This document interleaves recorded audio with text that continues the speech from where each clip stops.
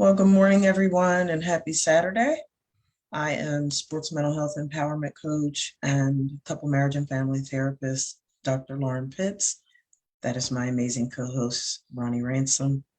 This is House Talk Pregame. Welcome back, everybody. Welcome back. Welcome Hey, back. Ron. Welcome. Hey, Hey, hey. Dr. Fizz. How are you today? How are you? Uh, I'm on autopilot. I'm on I feel you. autopilot.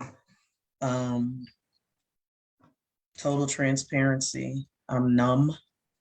Mm, Um, a lot of people don't realize, and my husband said it beautifully this morning on his men's prayer call. People don't realize, some do, but a lot of people don't realize, Ronnie, that we really are, as mental health practitioners, we're the Marines, if you will, of behavioral mental health. We're the frontline warriors. We're the first in and the last out. And um, in that, we are under constant barrage of stuff, right? And what, as my best friend often tells me, she says, Lauren, you make it look easy, right?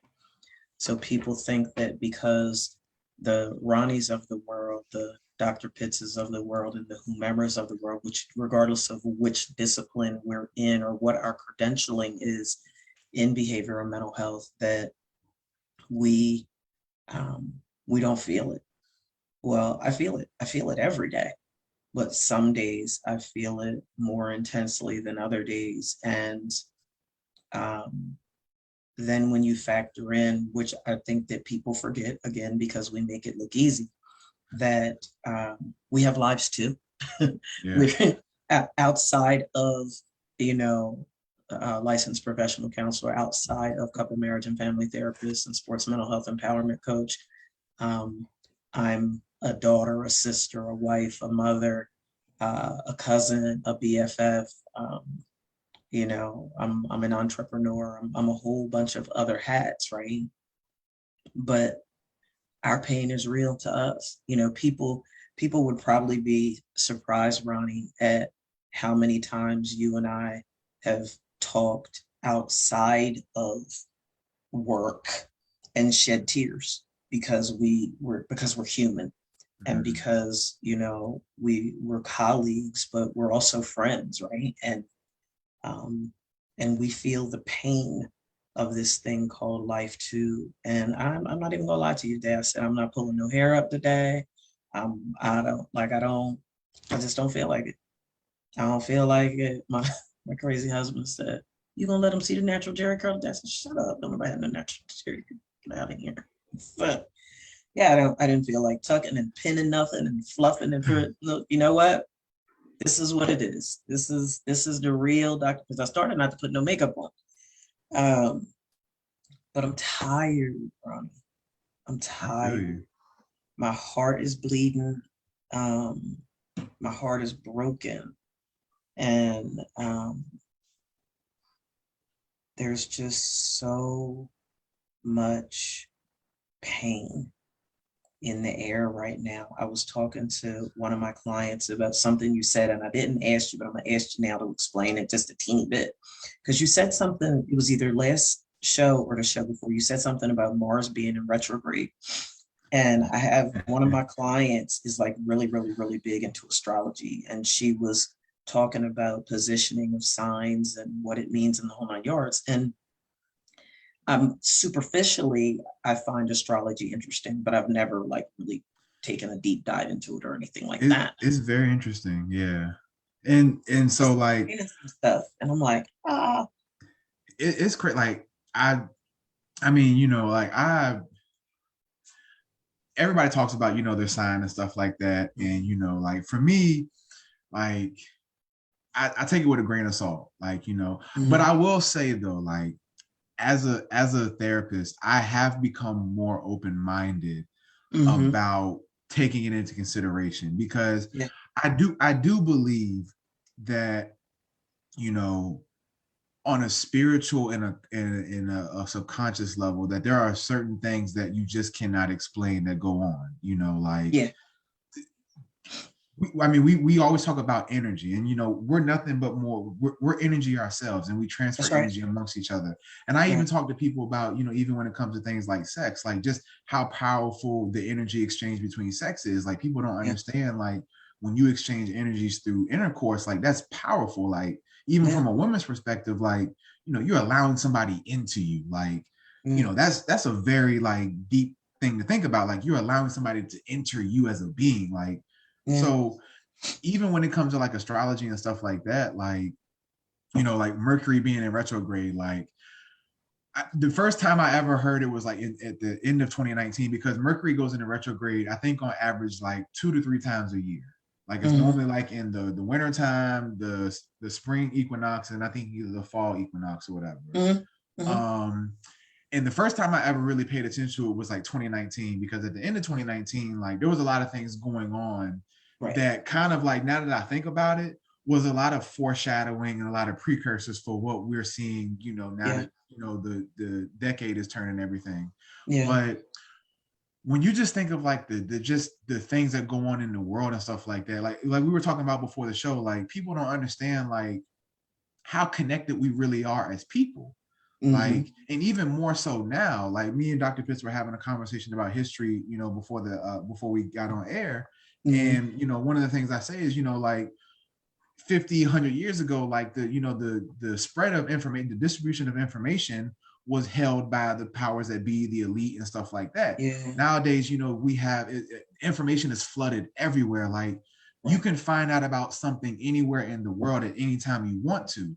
And that's something that, as a society, as a whole society, having access to that, you get, I mean, I think all of us as a collective, like, are overstimulated by everything. Like, it's so easy to become overstimulated by news, by society, by responsibilities, by work life, family life. When I say, like, people, everybody's going through something. Like, That's right. Literally everybody Going through but you know something, coming out of something, or about to go through something. exactly. And, you know, it seems like, you know, now that, you know, it's crazy, like, as connected as we are as a society, we've never been more disconnected. Like, because it's like, we'll connect with each other socially through social media and things like that, but face to face and personally, I think the pandemic has really exacerbated that as well. Like, just connecting with people, you know, through technology and through media and stuff like that, as opposed to really connecting in person, you know. And I think even now, like, I've talked to a lot of, you know, my younger clients, like, you know, elementary, middle school and teenage clients, you know, even for them, being able to just connect with their classmates and peers, it's, you know, you get that a lot of them, I mean, a lot of people are starting to, you know, have like social anxieties and, you know, I don't want to say social awkwardness, but, you know, just you can say it. Having a disconnect with, you know, just being able to connect interpersonally without having a phone or a game in front of them or something like that, because I think those things have created, you know, space and distance for us to, you know, for some of us to have calculated answers and to think we have to say and do the right thing all the time. So it kind of creates this image of, you know, I have to be perfect because of what we see on social media and stuff. But in reality, it's like, when you have, you know, whether it's confrontations or just regular conversations, people don't know what to say anymore. People don't know what to do. And so you just have all these people having these internal battles, and everybody's just projecting onto each other. And that's what we see, especially at the media. And what we said last week, we know media loves gossip. We know media loves drama. And, you know, when you say, you know, it's draining and stuff like that. And I think, to your point, like, as therapists, as clinicians, as people who work in the human services field, as much as I personally want to, you know, just turn my brain off sometimes and not, I can't tell you how many times, like, and I say this in the most respectful way possible to human society, but there are some days, you know, when I finish my last session, or, you know, I walk out of the office, where just talking to another person is just like, bro, I really don't like, I I don't don't want want to to talk talk to to you. another human being. Like, you know, please leave me alone. I mean, because it's like, when I say, like, people, you know, everybody's going through something. Like, I can't, and you'd be surprised. Me and my wife were having a conversation yesterday, and we were talking about how, like, obviously on social media, people, will portray themselves to, be a certain way on social media because that's what they think you're supposed to do. Right. And, one of the things I always see people talk about on social media, and we were talking about yesterday, is how, like, people on social media will flex and make it seem like, they doing all this, out every weekend, traveling here and there. And it's like, you be looking like, damn, like, where you work at? Right. And I was telling her, like, I know a lot of people. I know a lot of people like that. And it's like, on social media, they'll portray themselves a certain way. But then you talk to them off social media, they hate working. They hate the amount of work they got to do. And it's just like, life, period. Yeah. And so it's like, I think as a society, like, I don't know what the answer is to, find balance in this world of chaos right now. I'm trying to find that answer. Like, I don't know. Like, because, I work in a field where the only time I can unplug is if I'm out of the country on vacation, because I work a job that, is, it's not 24/7, but I mean, sometimes it's 24/7. It does. It feels like it. And I don't say that, and I don't say that as a way of complaining at all, but, as a human being, like, it's a lot. Some days it's a lot, and and so I understand. So I think one of the things I love about being in the field is it's taught me a level of humbleness and patience. Like, one of the biggest things I've always said I wanted to be as a father is just patient. Like, patient with my son, patient with my wife, patient with the world, because there's so little of that. Right. There's so little patience given in the world that that's one of the things I always try to do, is just give patience, because I understand, like, people are trying. Like, granted, some people, they just, say, F it, I'm gonna do whatever, and it is what it is. But for those who are really trying, like, I feel you. I understand, like, you're just trying to make things work. You're just trying to get through the day. There's a whole story. Yeah, I know what that feels like. So I feel like one of the things that we should do as people is first give patience. Yeah, I mean, and I've said it before. I think I've said it on the show. I don't know. But we talk, Ronnie, within the context of patience, right? It's so important to understand that people can only give you what they have based upon whatever their individual capacity is, right? And dependent upon how people are navigating their life is going to determine whether or not they even understand that they can expand their capacity, that they can expand their capacity to give, that they can expand their capacity to receive. And until people come to that realization, they'll operate from a place and space of lack and limitation in virtually every area of their life. People can't give you what they don't have. You cannot make a withdrawal from someone's emotional bank account that's empty.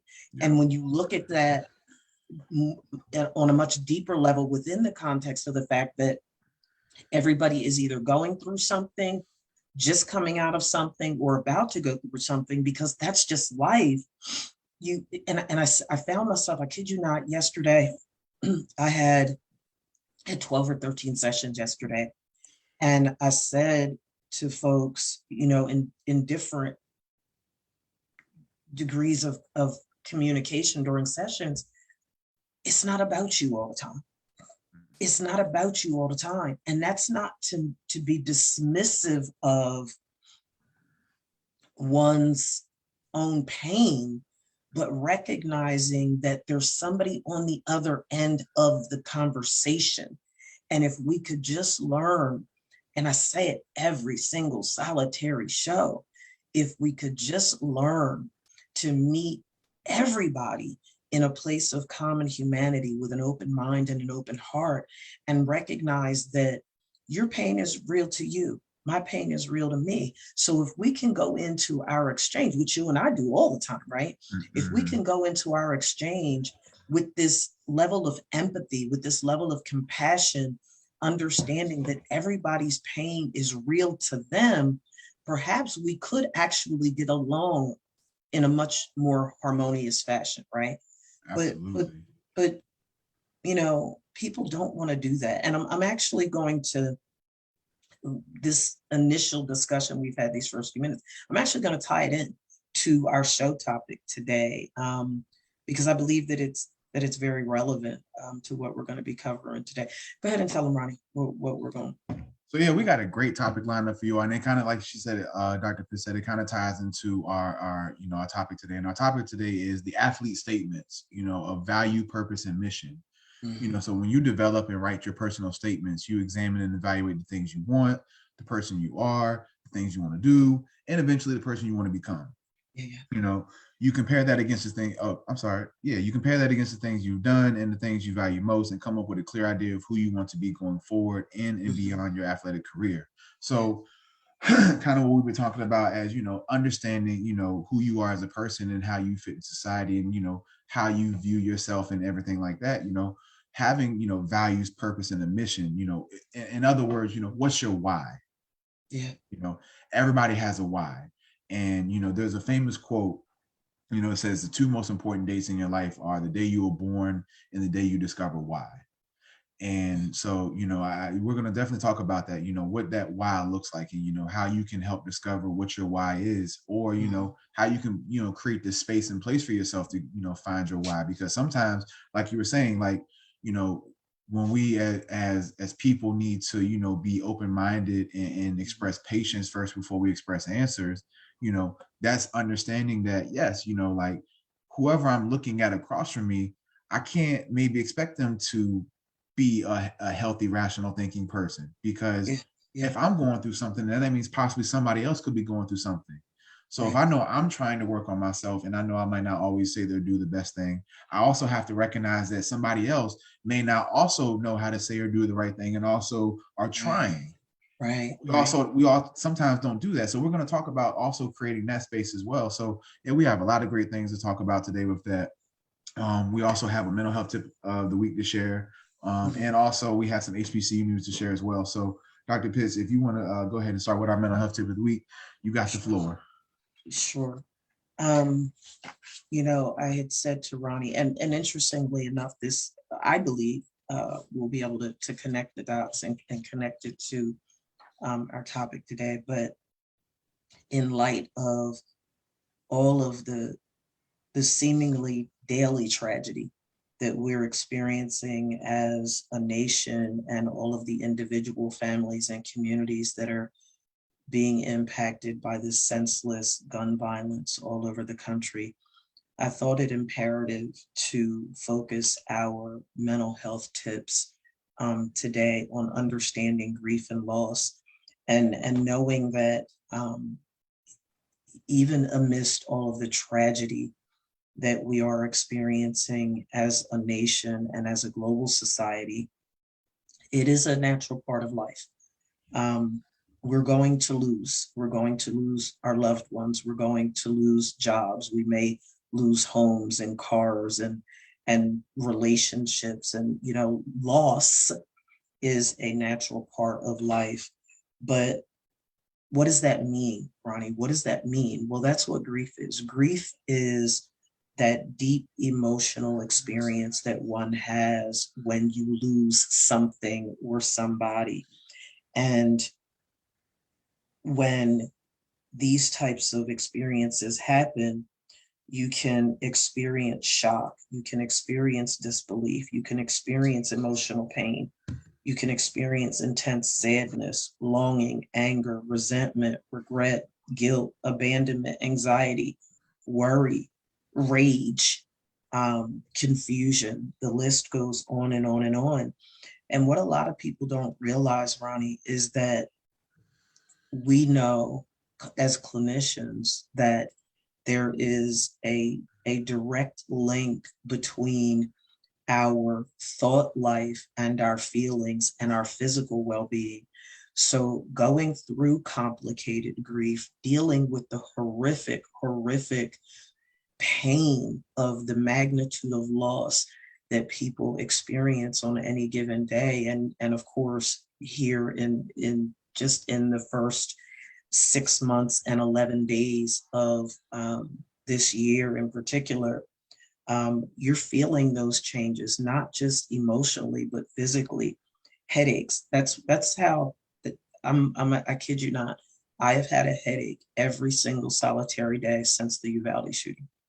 And I am very, very big on self-care. But what I realized is that the tragedies that are going on across the country, as well as personal tragedy that I've been processing my own grief and loss through, and just day-to-day responsibilities as a wife, as a mom, as a a daughter, a sister, an auntie, a cousin, whomever.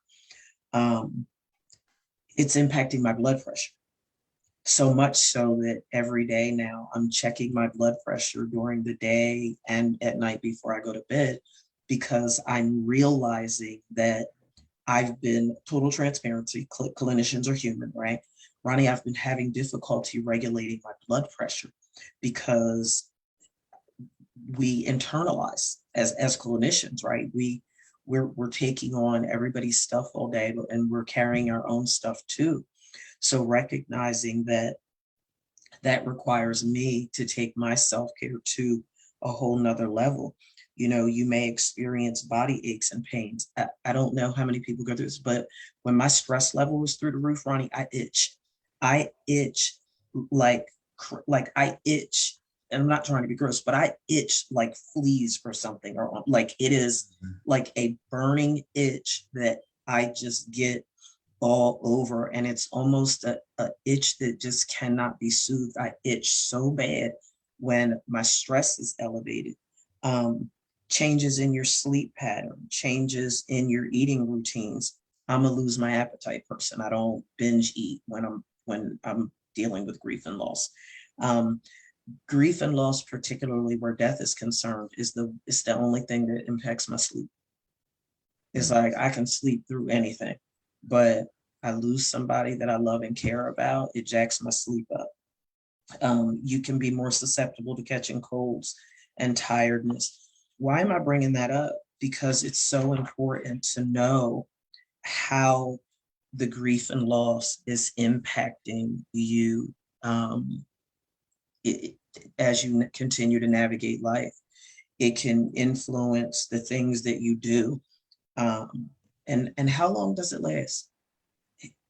There's no textbook case study that says, oh, well, you should only grieve for 3 weeks, or oh, you should only grieve for 3 months. People, particularly where people are concerned, there's so many contributing factors: the quality of the relationship, who the person was that you lost, how you lost them.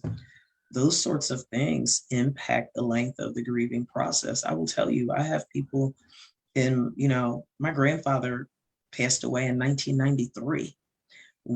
My One of my uncles that I was always closest to passed in 2001. Another one of my uncles that I was always extremely close to passed in 2019. Two of my uncles passed in 2019. There's not a day that goes by that I don't think about it. And depending on what else is going on in my life, I may actually cry because I miss them, because I want to talk to them, because it's their birthday or whatever the case may be. Each person's grieving process is unique to them. If you get to a point where you feel consumed, though, it's definitely you want to seek help. But I tell folks, don't wait for it to get to that point, Ronnie. Come see a Ronnie, come see a Dr. Pitts, come see another mental health practitioner, attend a grief and loss support group so that you're not processing all of that pain by yourself. You have to be willing to take it easy on yourself. You have to continue to try your best to regulate your eating habits. You have to eat, you have to sleep, because both of those can adversely impact how you're functioning. Um, and you have to take it easy on yourself, and you have to take care of yourself. Know that there are stages of grief. There's denial, there's anger, bargaining, depression, acceptance, and be willing to acknowledge that. And then the last thing that I just want to point out is that a lot of times, you know, dependent upon the loss, it can lead those remaining to contemplate ending their own life, because the emotional pain that they're experiencing is so incredibly painful. And as I've said and will continue to say, that suicide is the leading cause of death in the United States and a major public health concern. When a person dies by suicide, the effects are felt by family, friends, and communities, which further exacerbates the grief and loss process. So if you or someone that you know is in crisis, you want to dial 911 in an emergency or call the National Suicide Prevention Lifeline at 1-800-273-TALK. That's 1-800-273-8255. And you can call that number 24/7. And then we're also in the process of creating this new telephone system. Ronnie, what's the number? What's that It's number? 988. 988. Yeah. So I also saw where they're keeping the hotline number too. Okay, good. So I think the 988 number is supposed to. When they say the word portal, I'm just like, Yeah, that's scary. Portal scare me because Yeah. things get lost in a portal. Yeah, all the time. Things get lost in a portal. So apparently when you call the number, it's supposed to put you in a portal that connects you to a hotline that connects you to, because the portal is supposed to be able to transfer you to a local community service board in your area, I believe, or something like that to that effect, to get you situated, whatever you got going on, if it's suicide, whatever the case may be. But you can still call the National Suicide Hotline in conjunction with that. So I think they're just giving the option of either or. So, obviously, and I will say this, and I think people need to understand this, with anything that's brand new, dealing with people and stuff like that, obviously there's going to be some kinks to work out because we're not, I would imagine you can simulate it and stuff like that. And I'm pretty sure they're trying to, work out all the kinks possible, but you'll never know how it really works until you actually put it out there for people to try and stuff. So, hell, we even see how it is just calling 911 nowadays, so, if there's things that mess up with calling 911, I don't think people should expect calling 988, should be a perfect system. Nothing is a perfect system, but it's another resource out there. We always talk about creating resources and having resources for people to have at their disposal in times of crisis and need. Well, this is another resource that you can use in a time of crisis and need. I think that's definitely going to be something, that can help. And to your point, I had a couple of points that I wanted to respond to your mental health tip of the week. The first one is I want to share a tweet from Lil Duval, for those who know that he's a comedian, entertainer and stuff like that. But he put out a tweet on Thursday that one of the things I always, Lil Duval is a fool. Like, if anybody follows him on Instagram, he is a straight fool. Hilarious. So you're talking about somebody who enjoys their life. He enjoys his life. But he's also very real. And, to your point, he's also, one of the things he always talks about is like one of the sucky things about getting older is like all the people around you start to pass away, or the people, it's like, that's one of the downsides of getting older. But he's very big on being introspective and reflective. And one of the things he tweeted out on Thursday morning is every day I think about all the people I love and try to prepare my mind for the day they go, because I know we all gonna go. But the way our feelings are set up, you got to program your thoughts so you can stay sane. And that's real. And, and I think, and another way to say what he's saying is, really learn to appreciate people while they're here on a day-to-day basis. Like, if give them their roses while they can smell them. Exactly. If somebody pops up on your mind, reach out to them, say, hey, how's everything going? You good? Just checking in and whatnot, because at this point, it seems like,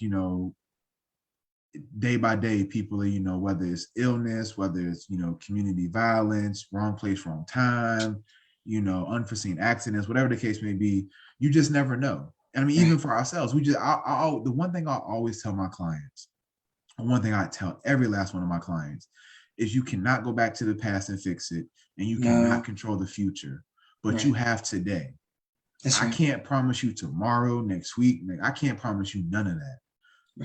But I can somewhat guarantee you today, because I can't even guarantee you today. But I can guarantee the whole day. But right now, I can guarantee you right now. I can guarantee you this moment right now, because we're in this moment. That's all I can guarantee you. So in this moment, what can you do in this moment that if this was your last moment, you'll find some type of peace? And that's all I can give to you, is this moment right here. And so I definitely appreciate you saying that. Now back to the part I really want to get to, because now I'm gonna have to, folks, clear my chest here. Good people of House Talk Pregame, those who are listening. Me and Dr. Pitts are very big on accountability. Now, Dr. Pitts knows I have recommended on numerous occasions black seed oil to her. Yeah. Now, one of the many benefits of black seed oil is blood pressure regulation. So, Dr. Pitts, I'm going to say this on air for our viewers to hear. If you don't go to a vitamin shop and get you some black seed oil today, yes, sir, we're gonna have to huddle up. We're gonna have We're gonna have to huddle up. When the coach say we gotta huddle up, it ain't you right. Don't ever want to huddle up with a coach. We're gonna have to huddle up. But on a serious note, so for people who don't really understand, and I'm not gonna go into a big tangent about it, people don't understand, like a therapeutic hour is typically 45 minutes. Right. For those who know, like, and a lot of people out there feel me on this. A lot of people don't like talking on the phone. Right. Period. Right. So imagine having to talk for 45 minutes consecutively with another individual 12 to 13 times over, X amount of days a week. And the things we have to talk about with said individuals on a daily session, daily basis, weekly basis. So yes, I can definitely understand when you say you have had a headache a lot.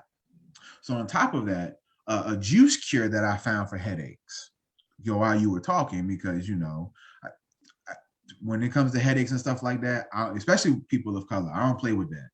Because not to say that you don't go to the doctor and stuff like that. I imagine you definitely practice self-care, but a lot of the times, there's things that sometimes as a community we just overlook or think some ginger ale or some saltine crackers gonna take care of it. Ginger ale is not the end all be all cure for all diseases and viruses. It's not. But this juice can be. I found the juice for headaches is apples, cucumbers, kale, ginger, and celery. So if you got a juice, Look at my face. Yeah. Hey, look, no lie. Like, so my dad, when I was born and stuff, when I was about 3 years old, his gallbladder ruptured, and he didn't know about it. His gallbladder had ruptured for almost 36 hours before they realized it had ruptured, and so he was almost septic. So, make a long story short, he had to have emergency surgery, and he had to have his stomach open for like 6 weeks to, oddly enough, my mom is a nurse, so that was like her first experience of, being a nurse, was having to change his bandages on an open, stomach, like literally open. So to make a long story short, he's always had stomach issues. And my grandma, his mom, had suggested he drink cabbage juice, like really juiced cabbage. And I don't know what it does, but ever since he started drinking cabbage juice, he has never had stomach issues again. I don't know if it was indigestion, irritable bowel syndrome, whatever, but he used to have real bad stomach issues. But ever since, he used to drink cabbage juice like once a week. Now it smells horrible and it tastes god awful. I mean, god awful.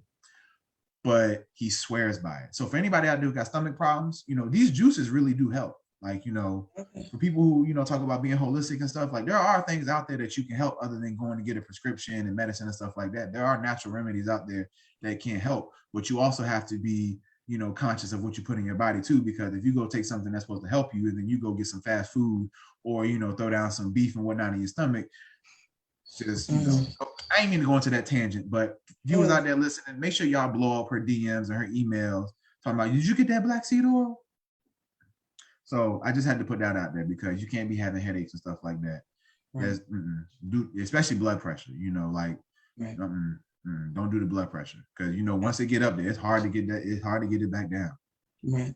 So, but anyways, okay. I ain't mean to bust you up like that, but no, that's what you do. It's all good. It's in love. It's in love. I mean, I could say something about the Cowboys this week, Dak not being one of their top 3 players, but I'm gonna leave that alone. I'm gonna leave that alone. So anyways, let's go on and pivot into this HBCU news, because speaking of HBCU, I'm gonna let you go first because I do have 2 things to share for HBCU news that were one is like really monumental. Another one is, we definitely gonna highlight this because it ties to everything we talk about on our show. So, man, if you don't put that cup down.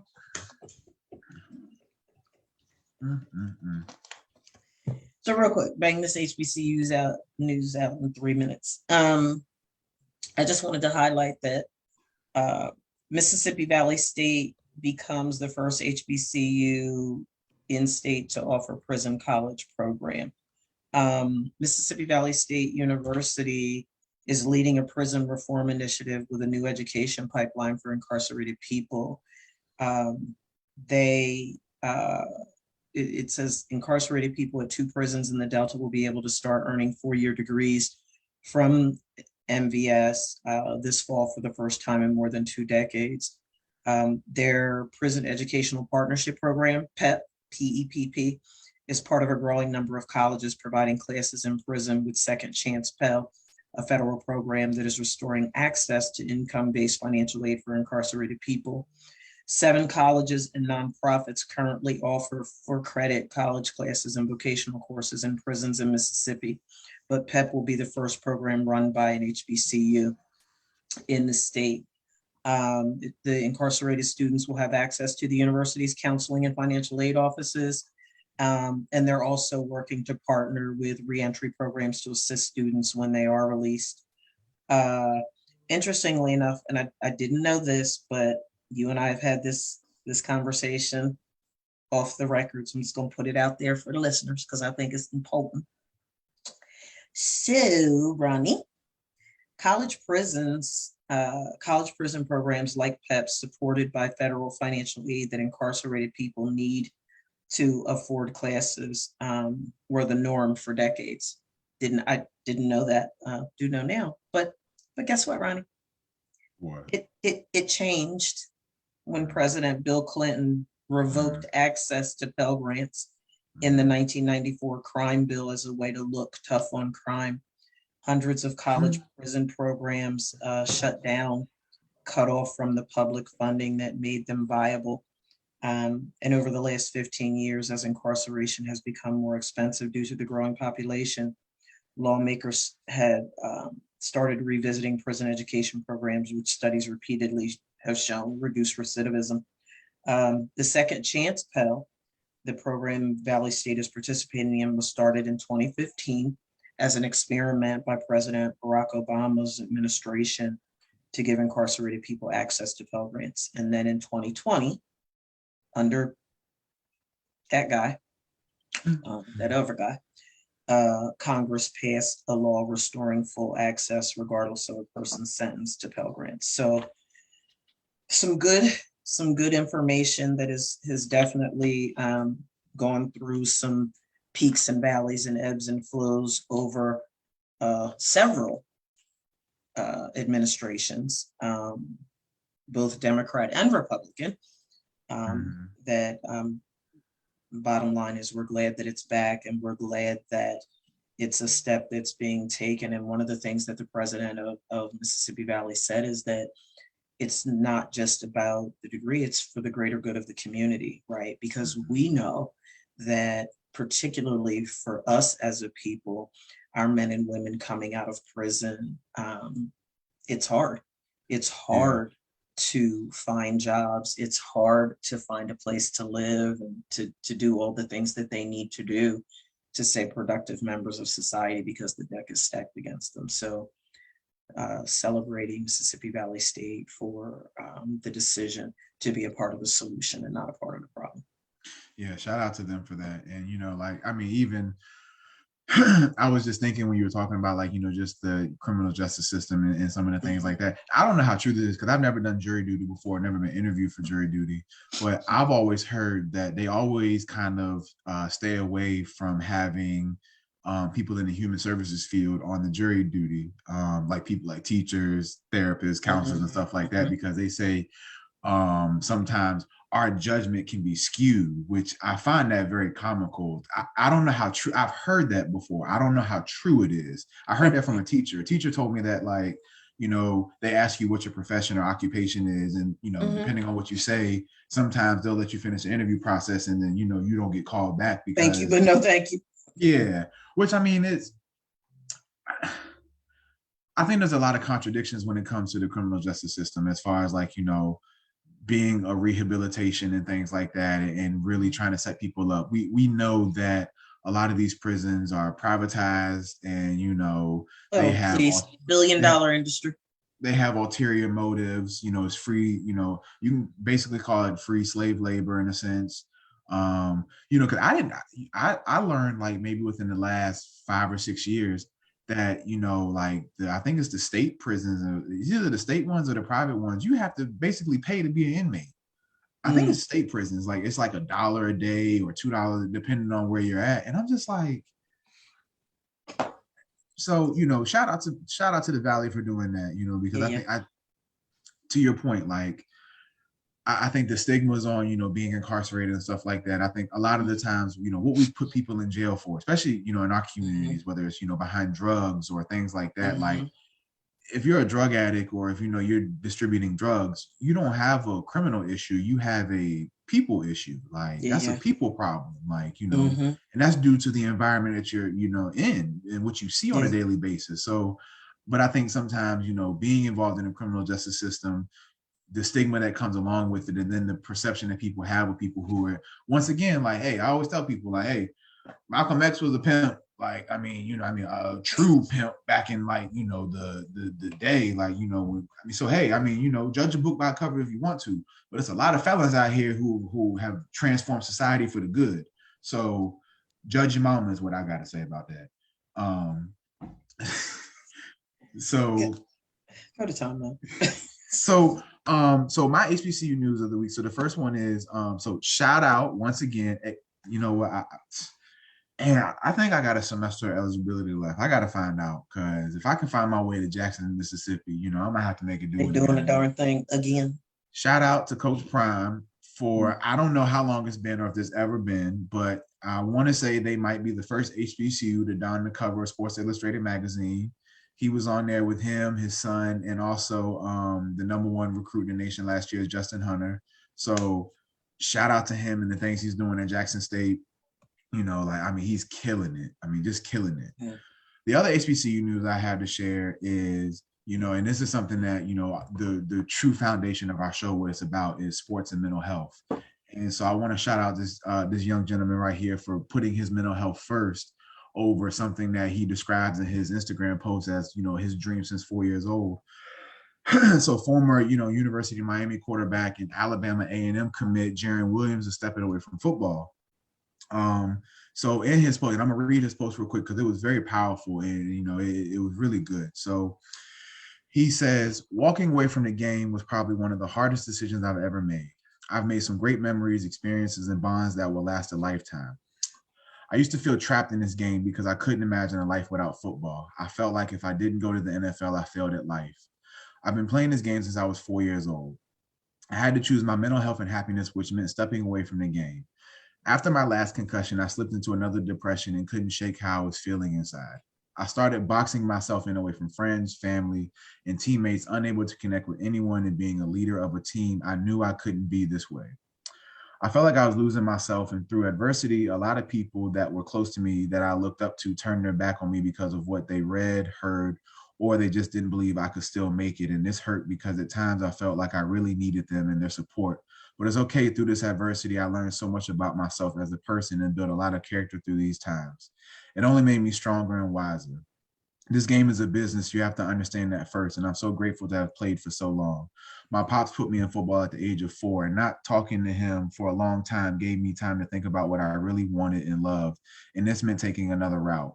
For all my teammates, coaches, and trainers, I just want to say thank you for everything. I will cherish all the memories I've made around this sport. Please respect my decision. There is way more to life than football. Don't limit yourself to one thing, especially if you're not happy. Do what makes you happy. Nobody has to understand you but you. God works in mysterious ways, but he has a plan for everybody on this planet. We simply wouldn't be here if he didn't. It's all about how you look at it. We all live in our own illusions, bound by our individual knowledge and awareness. Nothing but love for my teammates and rooting for A&M this up and coming season. I believe in every single one of them. They're going to have a great season. I just know. Yeah. Shout out to him for that, because, we talk about it all the time. As I always said, I had a love-hate relationship with football. as much as I love to do things that, I obviously, when you love something, there's things that you're not going to like about it. There was things that I didn't love about football, so I shout out to this man for making this decision. Like you said, a lot of people, football is the end all be all for them. And, walking away from that, or even making that decision to walk away from it, whether it's from injury or personal reasons, it's not easy. It's not easy at all. So I wanted to shout him out for that because, to be able to put that out there for people, and to just be that vulnerable and express himself like that, shout out to this man. And I hope, whatever endeavors he has it coming upon him, that, is bountiful and blissful for him, because, that's, like you said, his mental health and his physical health are way more important than the game of football. So that's right. Shout out to him for choosing that. And, really looking forward to, the next steps of his life. So I just wanted to share that real quick. So let's go ahead and get into this topic, because we have definitely been it's crazy, when we have good conversations, how fast the time goes by. Yeah, it does. But so like we said, so our topic for today is the athlete statements: values, purpose, and mission. And like I just shared with this young brother and what he was going through, when we talk about our values, purpose, and missions, and another way of saying is, what's your why?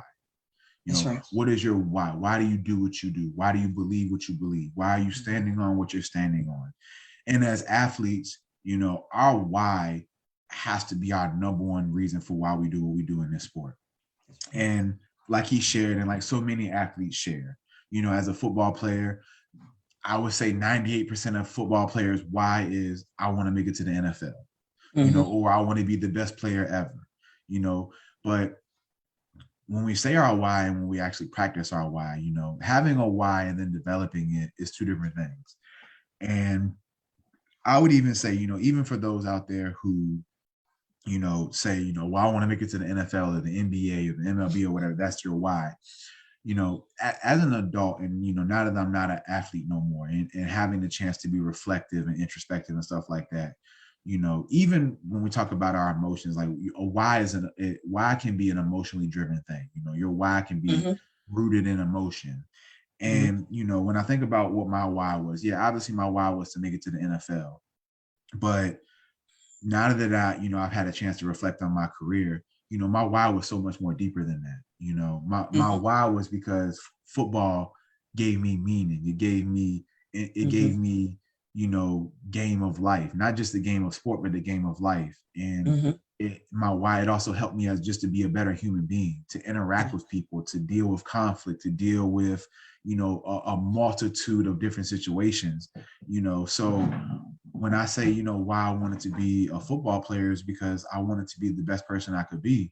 Yeah. Now, I say that as my answer now, but if you'd have asked me, 20 years ago, it would have simply just been to be in the NFL. But I think as you get older, and I think nowadays we're starting to see, like, a lot of athletes are really having this question of, why do I do this? Why am I putting myself through this? Because, to be an athlete, when I think about, values, purpose, and missions, one of the biggest ones I think about is Mamba mentality, Kobe Bryant and stuff like that. And, God rest his soul, and since he's passed away and everything, Mamba mentality has become like a folklore, like a iconic thing.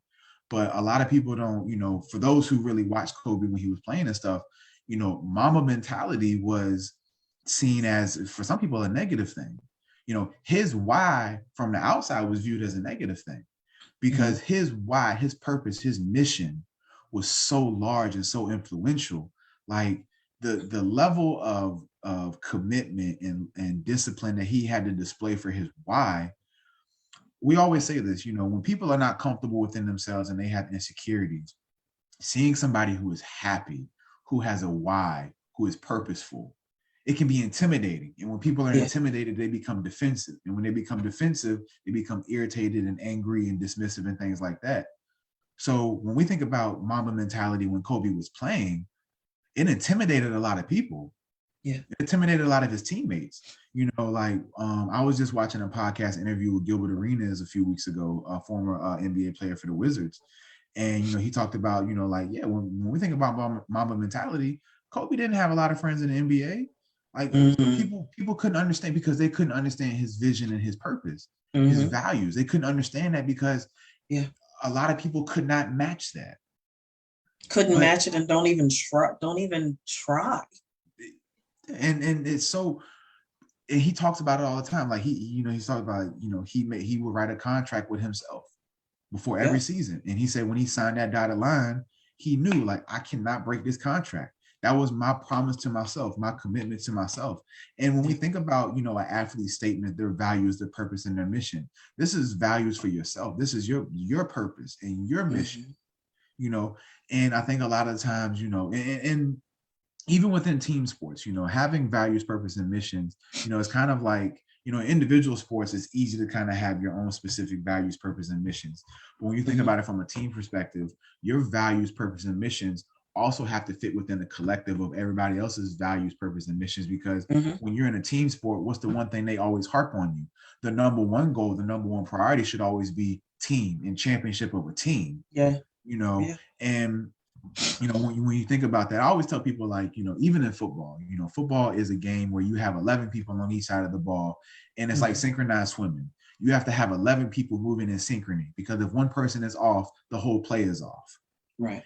And so, but imagine having 11 people who each have an end. I used to always say, like, coaches say this all the time: if I take care of my individual job, that's all I can ask of myself. Do your part. Do your part, and everything should work out. Yeah. And when you think about that, like, even within synchrony, you have 11 individuals focused on a specific mission for the greater good of everybody, but also individually. Like, if I do my mission individually well, it can impact the team as well, in a good way.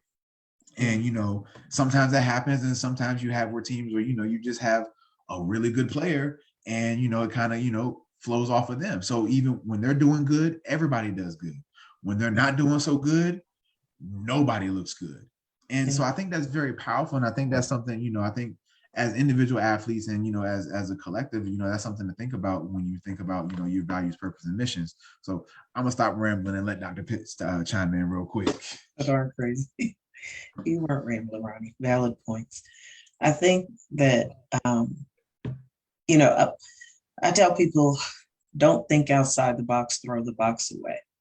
And by doing that, it creates this space of innovation that allows you to sort of cross-reference ideologies and concepts and what have you.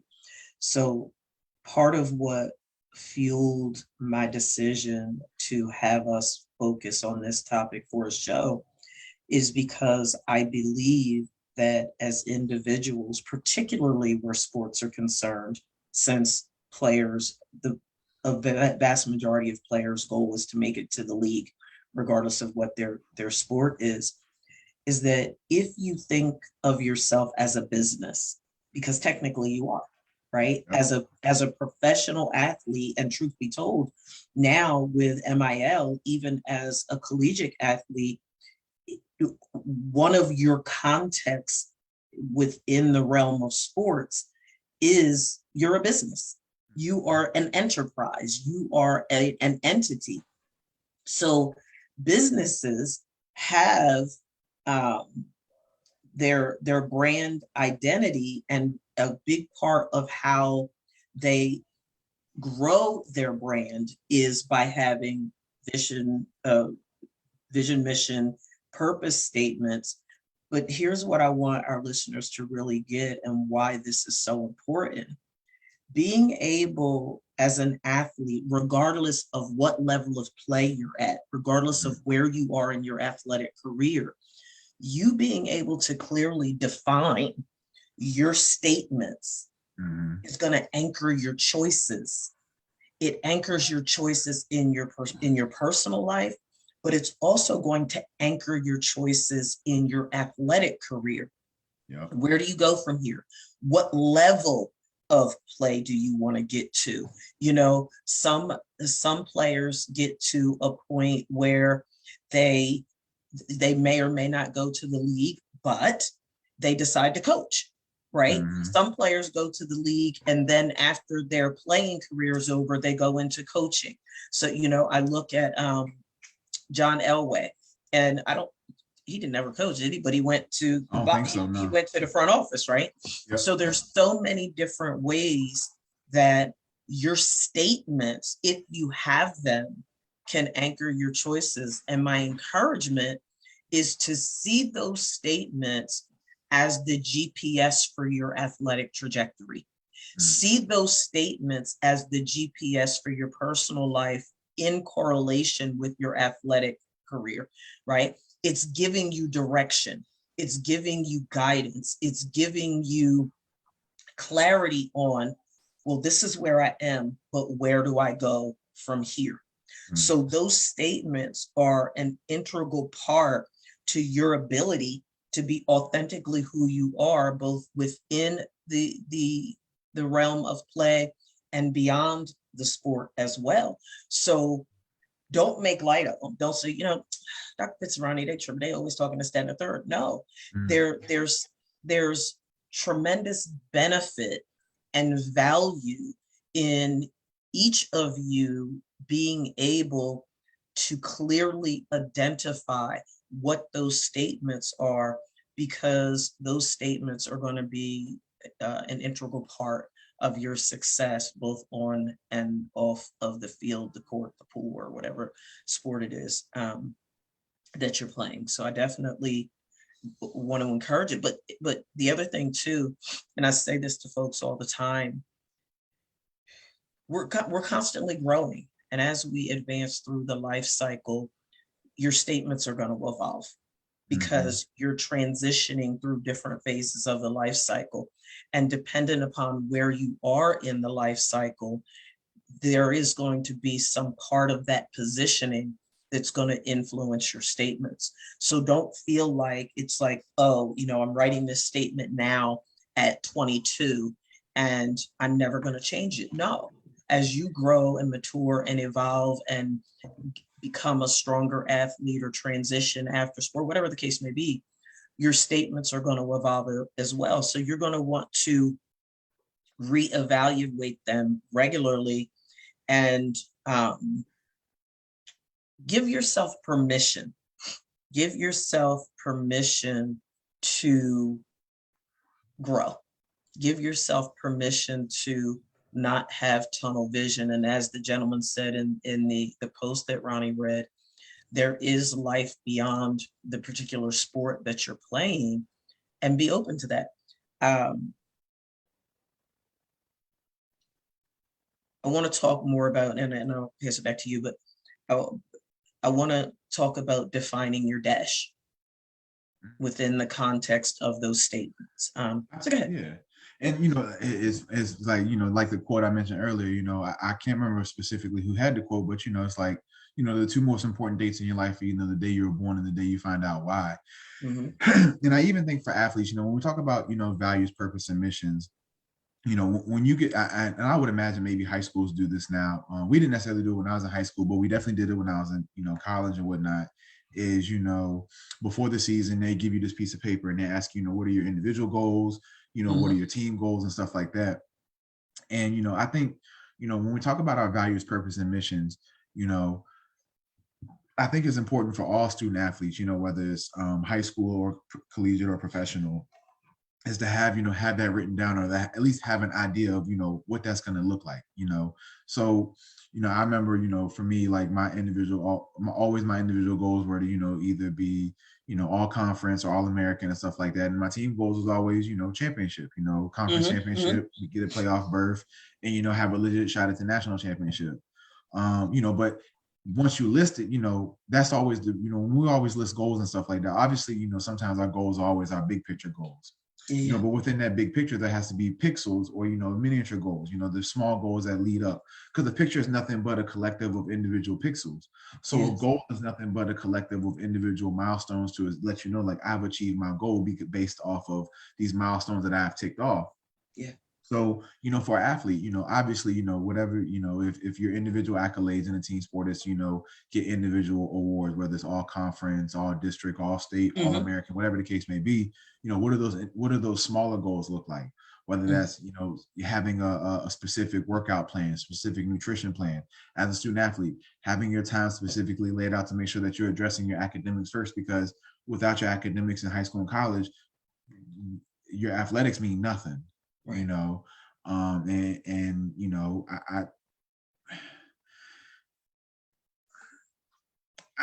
I'm a firm believer in, you know, education is important, you know. You know, I am interested to see how NIL affects that going forward, you know, especially for collegiate athletes, you know, how that impacts, you know, and also, you know, one thing I will say, we talked about this earlier, you know, as far as like, you know, what Mississippi Valley State is doing. I think from HBCUs, I think something, you know, that student athletes have to keep in mind when we talk about values, purpose, and missions is also being mindful. And, you know, I always talk about this when it comes to college and stuff like that, you know. As a student athlete, you know, I understand you have no choice but to go to college, especially in football, you know, unless football comes up with a G League like the NBA or a farm system like MLB, where you can go semi-pro and then work your way up to the big leagues. Right. You got to go to school. Right. So for my student athletes who, you know, play football, who are out there listening, one thing to keep in mind is also understanding the shift in education as well too. You know, there is a slow but steady shift in understanding that, you know, you might not necessarily need a college degree to work in a specific job field. So even as a student athlete, you know, just from an athletics perspective, yeah, you have to have values, purpose, and mission, but you're a student first. Yeah. And being that student, yeah, you know, being an athlete, and, you know, if you're blessed enough to, you know, use your athleticism and talent to get to, you know, a position where you can be financially stable and well off and whatnot. Mm-hmm. But, you know, the chances of that, you have a better chance of using your education as opposed to your athletic talent. So, you know, having your specific values, purpose, and missions from an academic and just a student and person standpoint are equally, if not more important than your athletic values, purpose, and mission. And, you know, you have to be able to see that. I always tell people now, like, who want to get involved in the technology and stuff, Google has a 6-month certificate and they'll help you find a job in that specific field. Why the hell am I going to go to school for 4 years or 5 years and pay thousands of dollars? I can go get a 6-month certificate and work in the field, entry-level position, making, you know, a good amount of money with very little debt. You know, but those are things to think about, you know, just from an individual standpoint as a young person who's becoming an adult. Like, yeah, your values, purpose, and missions, they have to find a way to interline and intertwine with each other, because you will be a person longer than you will be an athlete. That's the truth. So, you know, as much as it's important to have your values, purpose, and missions as an athlete, you have to have them as an individual lined up as well. And with that being said, putting that onus and responsibility on an athlete, you know, I always, it's funny, me and some of my teammates, we were having this conversation last week about, you know, how strong is a parent's influence on a kid. And, you know, some of them were, you know, some of their arguments were pretty valid. And then the central theme of the argument was, it's like, you know, yes, parents have an influence, but once your kid gets to a certain age, they're going to do what they want to do. Obviously, that's true. You know, I always tell parents, you know, once a kid gets to about middle school age, your influence kind of like falls off a cliff, you know, naturally. So I think that's a healthy development. Obviously, your voice can't be the main influence forever, but it is a main influence. And I think that's important, because what we know as clinicians and as therapists from a mental health standpoint, you know, when people are pushed into certain situations, when they're pushed into fight, flight, freeze, or I can't remember the other part of it, when you're pushed into situations like that, your mind will always defer to what influences you've had in your life around you, from your parents, whoever your caregivers were, if it was your parents, grandparents, family, whatever the case may be. That influence you will always defer to that as a person first, subconsciously.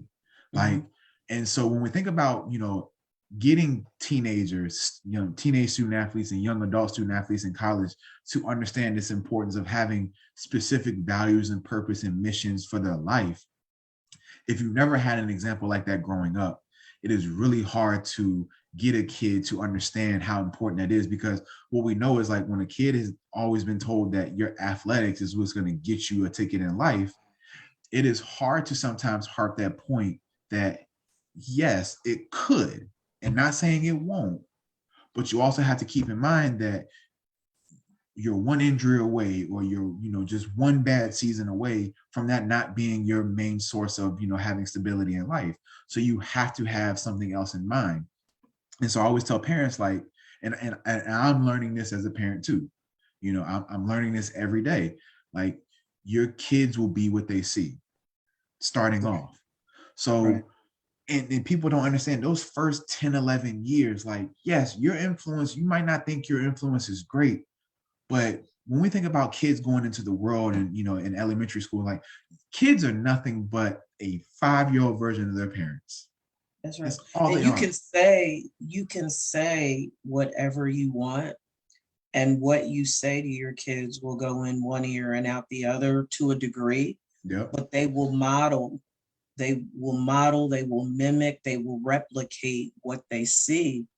And to that point, Ronnie, as you're talking, I'm sitting here reflecting upon my youth, and I come from a family where education is paramount.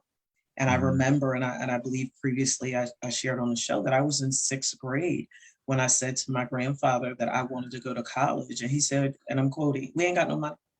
He said, "We ain't got no money." And I look back and I'm like, well, actually we kind of did, but okay. Everybody's perception is their reality, right? Not being college educated, he wasn't aware of all of the different ways that are available to help pay for college, right? But he said, "We ain't got no money. If you want to go to college, your brain is your ticket out of Salem, New Jersey." And I was like, "Oh, I can do that." So I when I hear you talk about, and we hear it all the time, right? The athletic ability, the athletic ability, the athletic ability. But how much different could the experience be, or how much different could the experience look like if the narrative was your brain is your ticket out and your athletic ability is sort of like the icing on the cake, right? Because what we know to be true, and you have spoken about it repeatedly from one show to the next, is that your athletic ability is fine, but you still have to have a working brain. You need the intelligence, you need the wisdom, you need the intellect to be able to understand everything that's going on in your athletic journey. And oh, by the way, whether you go to the league or not, there's still life after sports. And you're going to need your brain in order to not be broke, busted, and disgusted. You're going to need your brain to be able to protect yourself, to keep people from taking advantage of you. You're going to need your brain to be able to learn how to develop mastery of financial literacy and relationships holistically.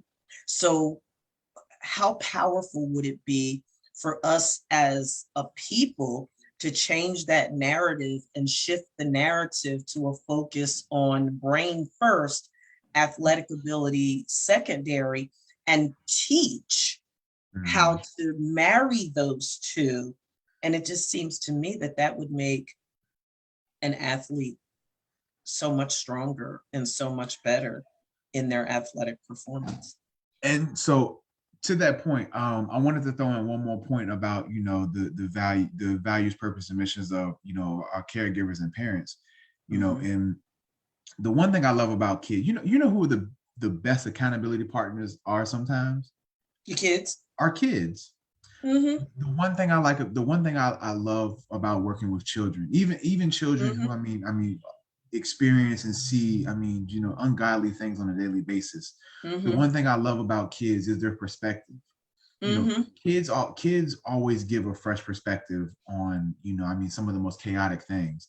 And the one central theme that I think that all children have is that they have an ability at a very early age to call BS on words.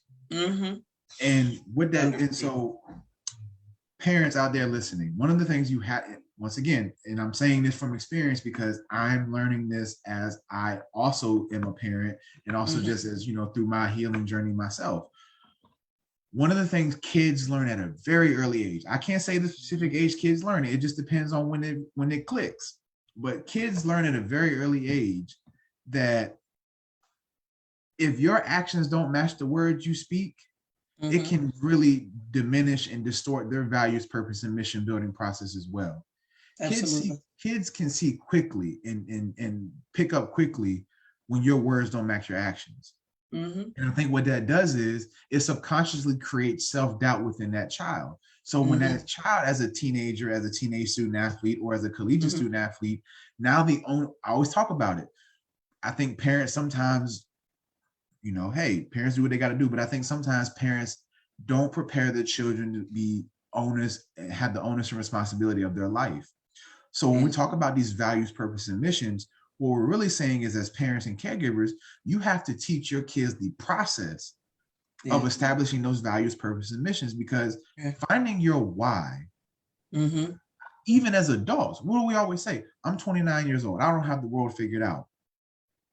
Mm-hmm. But I have a sense of my why. I have a solid foundation of my why. Now, is my why complete? No. I don't think our why is completed until we have our final breath, because that's when like whatever your why was, whatever your reason here was, I would imagine it comes full circle at your last breath. Yeah. I haven't taken my last breath yet, so I don't know, but I would imagine it comes full circle then.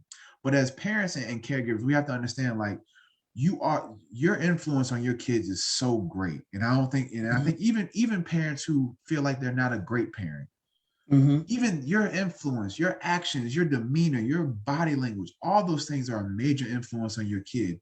So when you see an athlete, and to your point, the other thing, and I've been battling with this thought on how I want to say it out loud, because I don't want it to sound ignorant. But I think one of the things we've fallen in love with as sports is, I want to say it the right way. I think one of the things we've fallen in love with sports is that we expect our athletes to kind of have some type of, I don't want to say ignorance, because I think when there's a kind of a, not a, I need to play this sport in there, you see that come out. Like, and I think some of the lore and the greatness of sports we see is because of, you have a lot of athletes who this is what they need to get out, and like they're great at it. And when you have that hunger, that desperation, that why, sometimes you can see the absolute best in an athlete come out. And I mean, you see the absolute best in an athlete come out. I mean, you see some, unspeakable and just memorable performances. And I think we fall in love with that. But I kind of get some context to this. I think in the NBA, we see a lot of NBA athletes and a lot of professional athletes now, because now, since the money is greater in professional sports, now that, we have this emphasis and focus on getting our athletes to understand that there's more outside of football, basketball, baseball, and stuff like that. Yeah. I've always wondered, like, how does that impact the competitive edge? I'll give you a great example. Somebody like Kevin Durant. Now, I've never talked to Kevin Durant a day in my life. Would love to. Would absolutely love to have a conversation with him. But one of the things I've always seen him talk about recently, and is being at peace with who he is as an athlete right now. Yeah. And when you think about that, it's almost kind of like a contradiction to an athlete's mindset, because the whole purpose of an athlete's mindset, as a young athlete, is to get to the professional level. And typically, you would, assumptionally, the idea of a professional athlete is to win the championship every year. That's every professional athlete's goal, is to win a team championship or whatever individual championship there is. That's your goal. But when you hear somebody who plays at an extreme level and is an extremely great talent say, I'm at peace with whatever happens, you start to ask yourself, it's like, well, does that take away from, because now it's like, well, am I taking away from the lore and the luster of a sport? Because, well, if I don't win a championship, that is what it is. When you're so used to seeing like people heartbroken and distraught over this goal of winning that. So I wonder, when we talk about our values, purpose, and missions as athletes, having these other avenues and stuff, I wonder, as time goes on, does that take away from the lore of sports? Does that take away from that passion we have about sports? Because if I can have a passion somewhere else that's as good or close to being as good as the sport, why not do that? It might make me more money, it might be more opportunities. Granted, sports are fun, and I think the entertainment of sports will be around for at least quite a while. But I think as we really emphasize, other opportunities outside of sport, and I think as we try to develop our, our youth and stuff like that to think of things outside of sports, I even think football, I wonder how long football will last, because I mean, football is viewed as a barbaric sport, as a, you know, alpha male sport. But a lot of the things that made football that way, they're getting rid of. And so now you have to take that in consideration. And I think, you know, as parents, like if you have your kids involved in these sports, you have to be mindful of that as a parent to help navigate your child's, you know, values, purpose, and missions as well too. Yeah. So I think it really goes hand in hand. Like when we think about, you know, an athlete's values, purpose, and missions, it's just equally as important for a parent to be mindful of their values, purpose, and missions, not only for their kids, but how you help a kid navigate this sport. Because if you don't, like your kid can get lost in the sauce when it comes, because like the gentleman said in his post, sports is a business.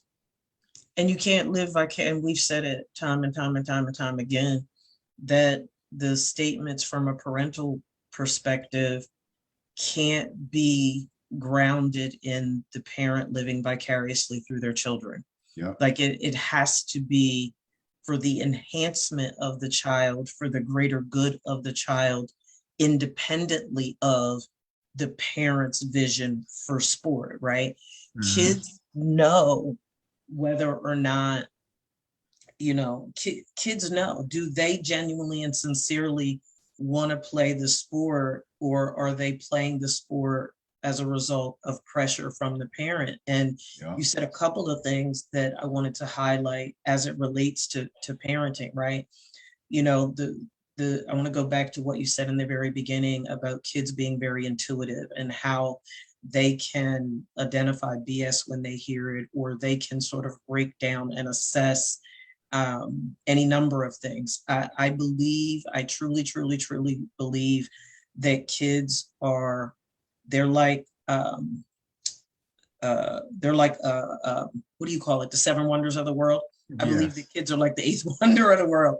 They are, you know, when I think about how I was as a child and how my mom and my grandmom used to always bring, like, I could read a room. I could read a room as a little kid, and they paid attention to how, not that they couldn't, but how I was reading the room through the purity and the innocence of a child's perspective is different.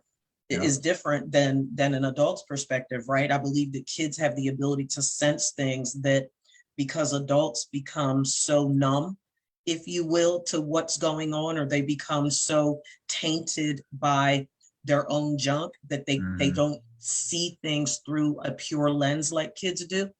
And it reminds me, Andre was about maybe 6, 7, no more than 8 at the time. I think he was like 6 or 7. And so just for context, Andre was a little man at 3, like he was an adult. Andre was an adult at 3.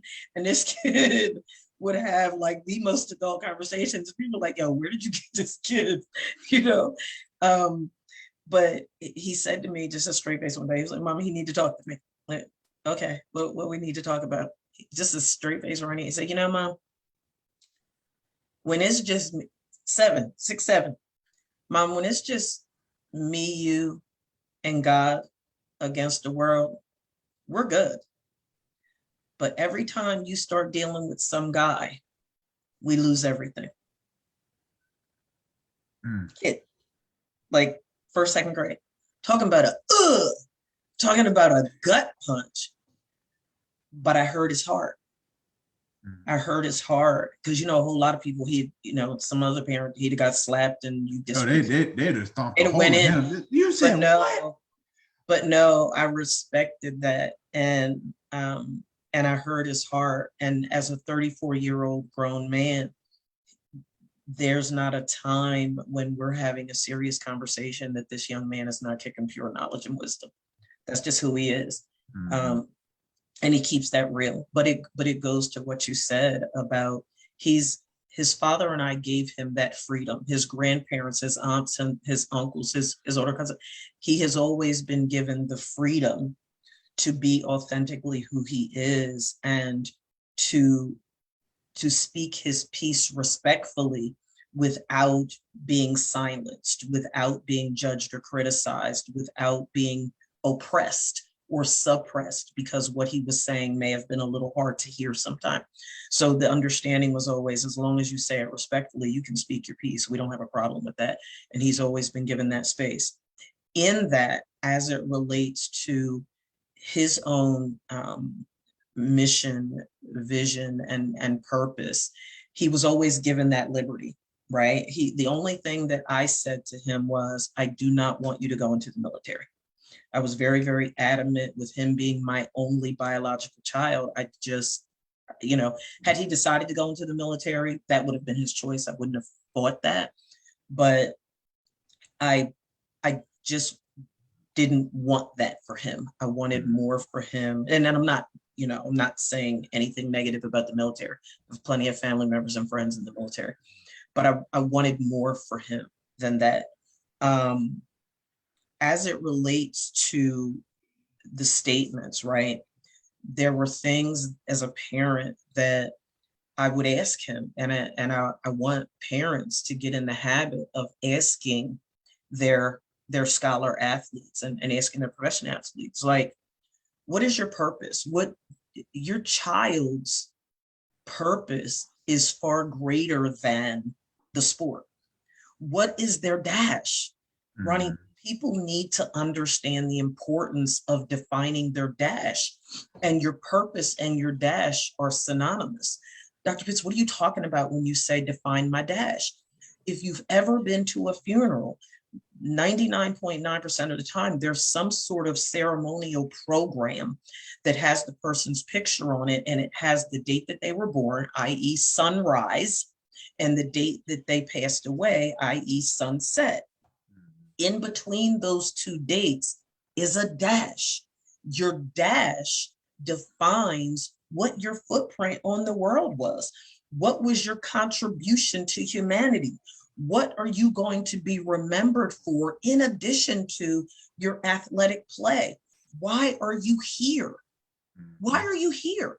What contribution in addition to your athletic performance have you made to mankind? Is your athletic performance all you want to be remembered for? There's so much more to you than that. I said to a client last night who really puts a tremendous amount of focus on accomplishments and accolades and awards. And Ronnie, there's nothing wrong with that. And the example that I use, I said, whenever I depart this life, my obituary is going to clearly indicate all of the things that I've done. But you know what?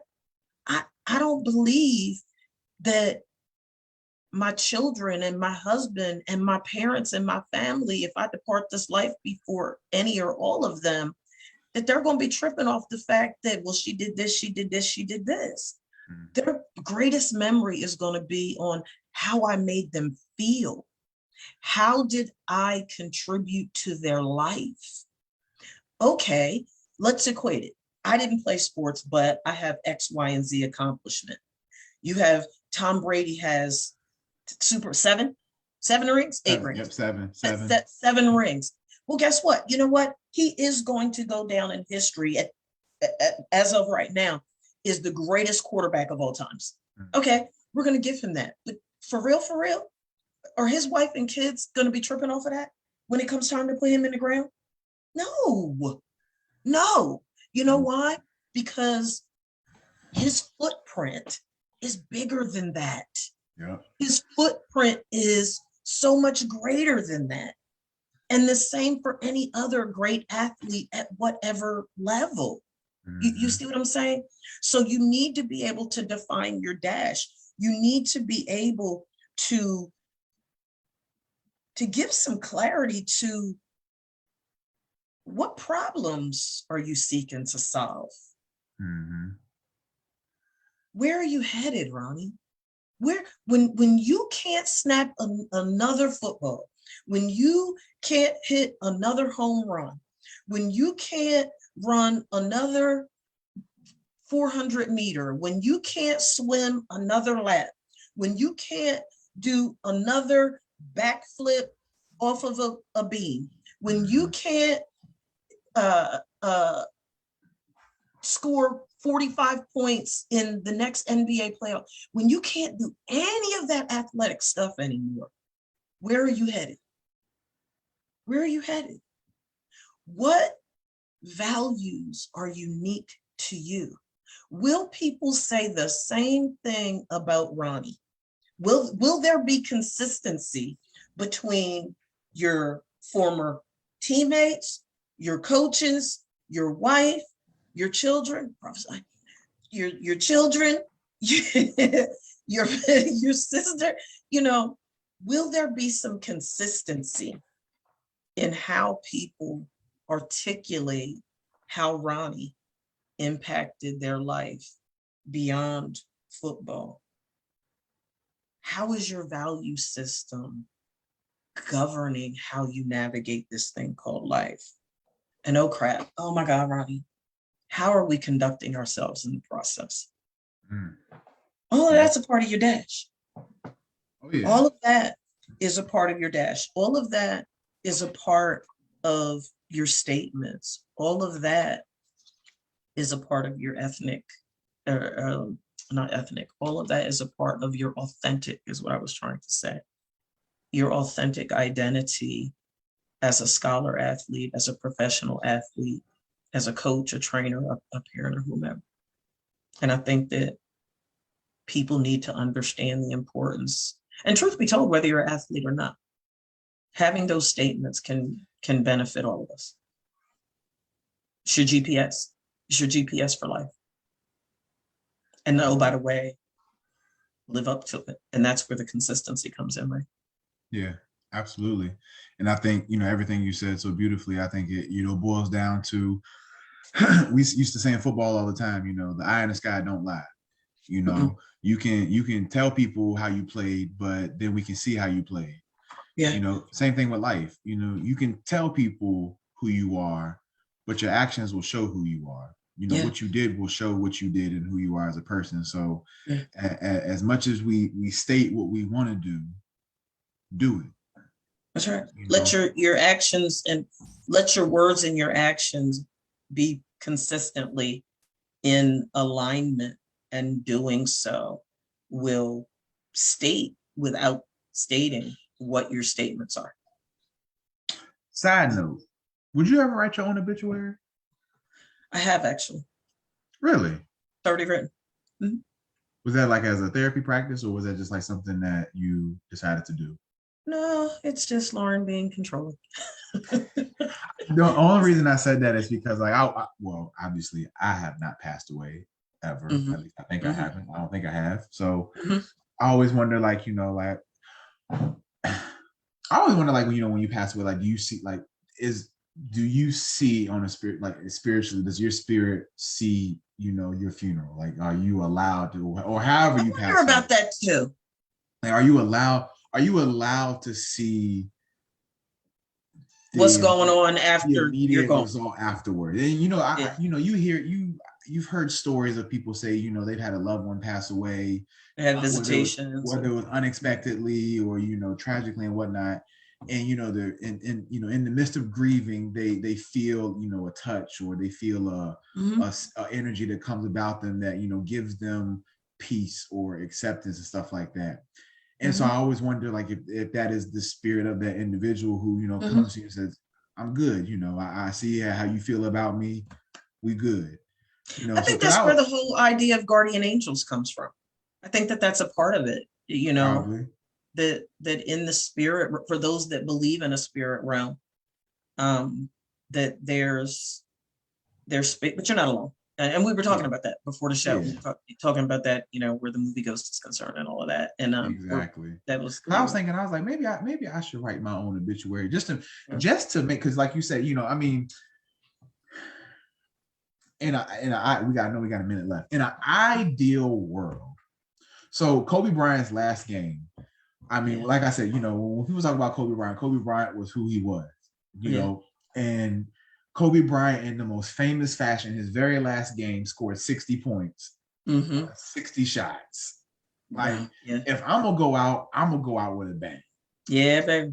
So I would imagine, in an ideal world, I would want to write my obituary. It's if this is my final goodbye to the world. First of all, I'm gonna have at least part of it. I'm gonna have to brag a little bit about what I've done. Do you not understand what I have done in the X amount of years? Let me break this down for you. Yeah. My obituary gonna have to at least be a half a page, and somebody's newspaper. It's gonna be at least half an article. I'm gonna have it. That's gonna be. I'm gonna make sure in my there's not gonna be a GoFund for me because we're gonna make this happen. This is gonna be in somebody's newspaper. I'm taking up half a page. I'm putting it in my will. You must. There must be a half a page. What? Because if not, I promise you, this inheritance, I will find out. You are so simple. You're so simple. But Yeah. yeah, go ahead. I'm sorry. No. Go ahead. Then I'll close this out. I was gonna say, that's all I have for today. And I hope everybody, there were some things to take away from our conversation about, finding what your why is, your values, your purpose and mission. Really that is the core foundation of who you are as an individual, not only as a student athlete and as an athlete, but who you are as an individual. What is your foundation? What's your why? What's your premise? Your pride? What you gonna jump out the window on when the push comes to shove? So, I think, take some of the things we talked about today and really, be reflective and introspective on who you are as an individual and how you can work on that, because we're all unfinished products. Our finished product is when, that dash has another date on the other side of it. So until then, we're a work in progress. So continue to work on your progress. Indeed. And you said it beautifully. Just to finalize and close us out, I ask my clients, what is your purpose, especially those clients that come to me for personal and professional development. So I work with them through more of a life coaching approach rather than therapeutic. And Ronnie, more times than not, people can't tell me what they believe their purpose is.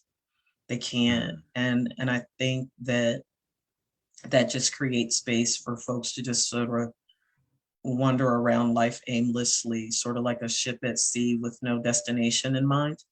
I think that we do ourselves a disservice when we don't take the time to write those statements for our life. And, my encouragement, my call to action for our audience would be, just give it a shot.